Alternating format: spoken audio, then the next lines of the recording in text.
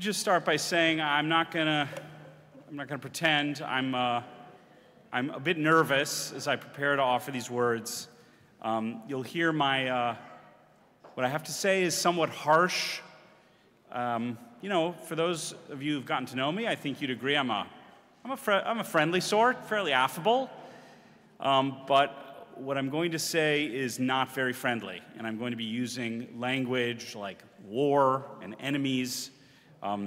That is very serious indeed.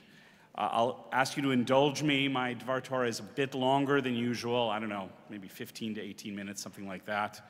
But the topic is very serious because I really believe that Jews in Canada and throughout the world face a turning point, a real historical turning point, that this is a critical hour and deserves very serious thought and consideration.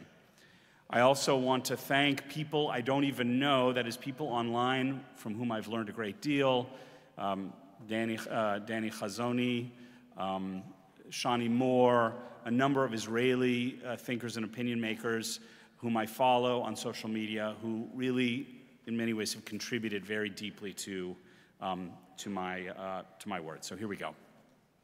Today is, of course, Remembrance Day, the day we honor members of the Canadian Armed Services who have died in the line of duty. I'm sure many, if not all of you, know the significance of the date, November 11th. World War I ended at the 11th hour of the 11th day of the 11th month. We devote this day, November 11th, to remembering those who sacrificed their lives so that Canadians can enjoy the blessings of democracy, freedom, and prosperity in this blessed country. As an American who's only lived here for a little less than 3.5 years, that includes 3 years in the Vancouver area, I must confess that my sense of Canada has mostly been gained in the United States through news reports, popular culture, and some pretty serious reading.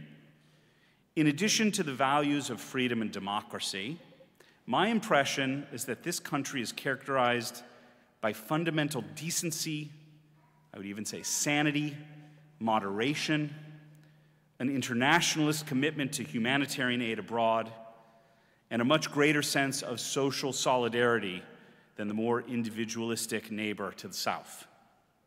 Finally, I would add that there's a certain resilience and ironic sense of humor here, developed over time to cope with the fact that the country where hockey was invented and which dominated the game for so many decades has had to watch as year after year the cup of Lord Stanley has been given to one American team after another for 30 years in places like Las Vegas and Tampa Bay, which are to hockey as fish are to bicycles.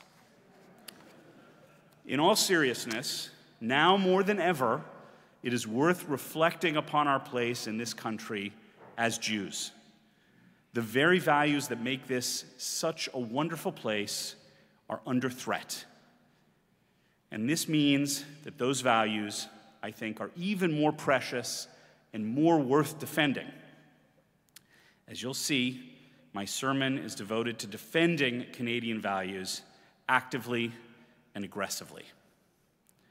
Now, there's no need to list the many incidents here in Montreal, elsewhere in Canada, and indeed around the world that have shocked us out of our well-earned complacency. I'm getting emails from many of you that indicate how closely you're all following events, how upset you are by them, and I assure you, I'm equally upset and have been following the news obsessively, perhaps too obsessively. I have a pervasive sense of having a rug upon which I stand pulled out from underneath me. The fact is that around the world, we Jews have awakened to a new reality of grief, fear, and mobilization. Alongside the horrors of the October 7th terrorist invasion of Israel, a global anti-Semitic movement has suddenly emerged, marching through our cities, celebrating the barbaric violation of Jewish bodies, tearing down posters of Jewish victims, blaming Jews for the atrocities committed against them, and unleashing yet more violence against Jews and Jewish institutions. While global Jewry has come together in unparalleled fashion to support Israel in its most difficult hour, I believe that there is nonetheless an important truth that many Jews are still finding hard to accept, or at least to articulate. What I'm about to say may be a bit controversial, and you are, of course, free to disagree with me. But I'm convinced we must face this truth squarely, and it is this: war has been launched against the Jewish people. The war is not only against Israel, it is against global Jewry.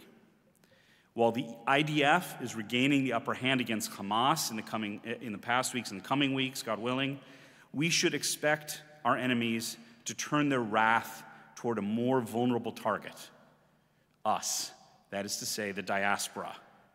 Just listen to the chants of globalize the Intifada. This is what they mean. They mean Jews of the diaspora. Now, I have to say, before I continue, that first of all, just to reveal my priors, I am not a particularly hawkish person. I would say that in terms of Israeli politics, just to be honest, I would probably vote for Yair Lapid, maybe Benny Gantz. I've always considered myself on the center-left in Israeli terms. Moreover, I would certainly say that Judaism is not a warlike religion. To the contrary, one could argue that the value of peace, of shalom, is either the top or among the top 3 values asserted by our tradition. And the rabbis are very clear about this. Nonetheless, Judaism is not a pacifist religion, and we are permitted, indeed obligated, to defend ourselves with every fiber of our being when we are threatened, if our lives are threatened. I believe that Jews everywhere must now come to see ourselves as being in a state of war. Not only because the victims of October 7th were our own people, but also because anti-Semites are rising up against Jews in city after city around the world. The diaspora must prepare itself for battle too. And I use that word intentionally, battle. We are not naive, and we weren't born yesterday. We are familiar with this phenomenon from our long history. We have a deep collective memory of the pogroms of the Russian Empire and Soviet persecution, the Farhud in Iraq and Arab riots in pre-state Palestine, and of course, the Shoah. And even further back, we remember the Crusades, the expulsions, the blood libels. Just as persecutors of generations past invented justifications for their hatred of and violence toward Jews, so today's mob uses lies about Israeli genocide and apartheid to justify the slaughter of Jewish innocents. The lies change, but the goals remain the same. The old patterns, so familiar to us, can now be seen in the protesters, in their placards and cartoons, in their chants, and increasingly in their actions. From London to Istanbul, from Brooklyn to Beirut, from Detroit to DC, the message is the same. They pretend they're calling for justice and freedom in Palestine, but alas, I believe their real target is every Jewish man, woman, and child on earth. When they say, by any means necessary, they mean it. We must believe them. Deep down, Jews know this all too well, even if some, myself very much included, have needed a reminder. The emergence of ancient hatred against us, seemingly detached from all reality, triggers an ancient and existential fear. We are so few, and they are so many. But what is crucial to understand, more important than anything right now, is that our fear is a relic of centuries of impotence, and we are no longer impotent. We are not powerless, neither in Israel nor in the diaspora, and it's time to recognize and embrace our power to mobilize and to take the fight to the barbarians at our own gates. We need to start by calling the current anti-Semitic wave a war rather than a pogrom. Pogromists preyed upon the powerless. We are far from that. Jews everywhere must realize that we too are at war, that the battle is to defend our own homes, and all available resources must be deployed. Anti-Semitism has torn off its mask, and it is far more widespread than many of us, again myself included, may have imagined. The time has come to prepare a response. Now, I know that many of you see items on Twitter/X or Facebook, and the first response, I think, is to send a response, to send around the post, to repost, say, isn't this awful, somebody needs to respond. And sometimes we'll see amazing activists who will send a kind of rational, logical response to those things. But Zev Magen, an important scholar of Islam at Bar-Ilan University, an Israeli, famously wrote about 20 years ago that when somebody calls you a pig in great passion and anger, it really is not the place to say and to explain why I'm not a pig for the following reasons. My nose is a human nose, not a pig's nose. My legs are human legs, and so on and so forth. That is to say that point-by-point kind of rational argumentation is not what's needed now. We need to prepare a more comprehensive, and I would say global, response. Many people have realized this independently and are spontaneously rising up. The instinctive and creative energy of many donors, activists, and institutions is to be applauded, of course. They've moved past fear and into action. But war requires not only many soldiers, but also strategic thinking and coordination. To that end, I'd like to suggest a few principles that might be a helpful place to start. First, protect Jews everywhere. Every community is now an outpost and every Jew a soldier, and none should be left behind. Technology allows us to stay connected instantaneously, and we need to build more obvious communication channels to share resources, ideas, tools, and political and psychological support. Every Jewish institution not only needs physical security, that is professional security guards, but also, I believe, volunteer guards, including the Shomrim long present in the Haredi communities. Next, recognize our enemies, and we can't be afraid of that word, enemies. Every person who actively rips down posters, who calls for the annihilation of Israel, or who makes excuses for barbarism, is endorsing the destruction of Jews everywhere. They are enemies of our people, Sonei Yisrael, and they need to be called out as such. Next, we need to recognize our own power.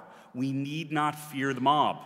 We need to assess threats, allocate resources, and fight back. When faced with the attacks of October 7th, Israelis immediately overcame their divisions, regrouped, and came together in full force, both militarily and in civil society. We in the diaspora must do the same. The potential for unified Jewish power is immense. Organizations, philanthropists, activists working in concert can channel resources, aggressively deploy known weapons, and develop new ones to test on the battlefield, so to speak. These include legal action, new legislation, intelligence gathering, rapid response teams on campuses and in neighborhoods, and the creation of what might be called community war rooms to gather information, assess threats, and share experiences and new ideas across the Jewish world. And then, and here again, I'm not going to sound very nice, shift the balance of fear. Wars are not won solely by playing defense. Jewish institutions should be focusing now on taking the fight to the enemy and working to shift the balance of fear. This has already begun with donor revolts, that is, donors to universities and other institutions, public shaming of students who support Hamas or people who tear down hostage posters, and more. The principle should be clear. It is not the Jews who should be afraid. It is those who take the side of barbarism who must be made to fear instead. And it's starting to work. How do I know? Notice how many protesters and poster rippers are now wearing masks. What are they afraid of? What are they ashamed of? Right? I think we know. Those who hold positions of power but who sit on the fence because they fear the mob, including many university administrators, should be made to fear the side of moral clarity even more. They're going to be afraid of somebody. They might as well be afraid of us. Next, we need to recognize our friends. We Jews have many, many friends, and the current crisis has provided a powerful litmus test of this friendship. Taking advantage of such friendships means crossing previous political, cultural, or religious divides. And I say this as an outsider, I admit it, but to me it no longer matters if someone is a liberal, a conservative, a Sikh, an evangelical Christian. I really could care less. As the Israelis have done so stunningly, we need to drop our differences, create new alliances, and muster all the support we can get from whoever offers it. Next, we need to demand and insist on our rights. In Canada, Jews have rights and we're protected by law like any other group. We must demand loudly that those protections be enforced and that those who violate our rights or the law be punished. On campuses and in private institutions, where codes of conduct and organizational value statements pertain, we must demand that Jews be treated like any other group. Those who violate behavioral standards and value systems must be punished, and the hypocrisy of fence-sitting and mob-fearing leaders, corporate, academic, governmental, must be called out every single time. Next, adjust our philanthropic priorities. Mobilizing donations to Israel is truly worthy and helpful, but recognizing that this is a global war also means funding the diaspora's war effort, including campus groups, media and social media strategies, educational advocacy efforts, community relations initiatives, and Jewish communal institutions writ large. Together, these have grassroots reach both to mobilize Jews and allies and to act as nodes in a broader diaspora war effort. They can also provide the intellectual, spiritual, emotional, and communal support needed to sustain our troops. And finally, we need to fight the long-term battles now. What we are seeing, especially in elite Western circles, is, I think, the product of a half of a century of investment in anti-Western and anti-Semitic ideas. I was an academic. I saw this firsthand. I was an academic for 12 years, and it was very clear to me and to a number of my colleagues that this was the case. These have been heavily funded and spread out across our institutions. It is time for us to fight the war of ideas as well, but with our own long-term strategy. We need a multifaceted approach to investing in Jewish culture. That is film, TV, museums, public history, as well as intellectual life, journals, books, and think tanks, as well as scholarship and academia, where we must wrest back the study of Jews in Israel from those long captured by anti-Israel and anti-Western ideas. Quick aside, I used to be a member of the Association for Jewish Studies when I was an academic. It's the global organization of Jewish academics, and it was literally taken over by anti-Zionist activists, I would say on the far left, and it needs to be taken back. A war that was launched through books cannot be won with billboards and banner ads alone. All of these steps I've mentioned can be taken immediately, even if for many Jews they feel like directives from another planet. They feel like directives from another planet to me, and I'm proposing them. I do not want to be saying all of this, but I think we need to face the facts. But going to war begins with flipping a switch. We need to reframe the situation. Again, it's not a pogrom we must endure or flee. It's a battle we must fight and win. We need to make the terms of victory clear, not to eliminate anti-Semitism from the earth, which is impossible, but to radically disempower and disincentivize the anti-Semites. The goal is for Jews to again feel safe, free, and confident that we can take part as equal citizens in every educational, commercial, and cultural endeavor we choose. We must overcome the urge to hunker down and wait for the storm to pass. I don't think it's passing. In fact, I know it's not passing. We need to find every path to retaliate and reestablish deterrence. That means, again, I'm using military language here, confuse our enemies and attack them from multiple sides at once. Restore the physical and psychological security of our communities, as well as the intellectual and cultural foundations of Western civilization that have allowed Jews to thrive. Will this mobilization further trigger the anger of our enemies? Of course it will.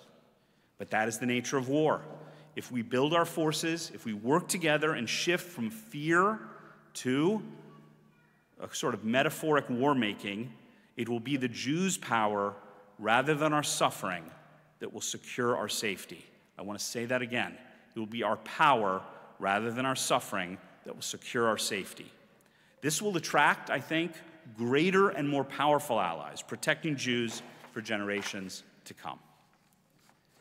My friends, the world is watching us right now. Western civilization itself is under attack. This is not just our war, but we need to lead by example. If we do not fight this battle, who will? We are the ones who must draw the red lines and send out the call to arms for all those who embrace the very values that Canadian soldiers gave their lives for. We must fight with everything we've got. I want to conclude by saying that I am not optimistic, but I'm very hopeful. What's the difference? So Rabbi Jonathan Sacks of blessed memory famously described what he thinks is the difference, and I agree with him. He writes, "Optimism is the belief that things will get better. Hope is the belief that if we work hard enough, we can make things better. Between them lies all the difference in the world." Optimism is a passive virtue, hope an active one. It needs no courage, only a certain naivete to be an optimist. It needs a great deal of courage to have hope. The prophets of Israel were not optimists. When everyone else felt secure, they saw the coming catastrophe, but every one of them was an agent of hope. He goes on to say that no Jew who knows our history can be an optimist. We've seen too many great civilizations lapse into barbarism and murderous hate. But you don't need to be an optimist to have hope. And we're a people of hope. We discovered the God who created the universe in love and became the first practitioners of hope. And he writes, religious faith is not positive thinking. It is not naive optimism. It is not a matter of seeing the world as we would like it to be and then believing that mere wishing or praying will make it so. God, said the very orthodox Rabbi Sacks, God never promised that the world would get better of its own accord. Faith means seeing the world exactly as it is and not giving up the belief that it could be otherwise. It could be better if we are ready to act with others to make it so. Faith is realism that has been touched by hope, and hope has the power to transform the world. So if we work together and we fight this war with everything we've got, I am hopeful that we will win. If not us, then who? And if not now, when? Shabbat Shalom.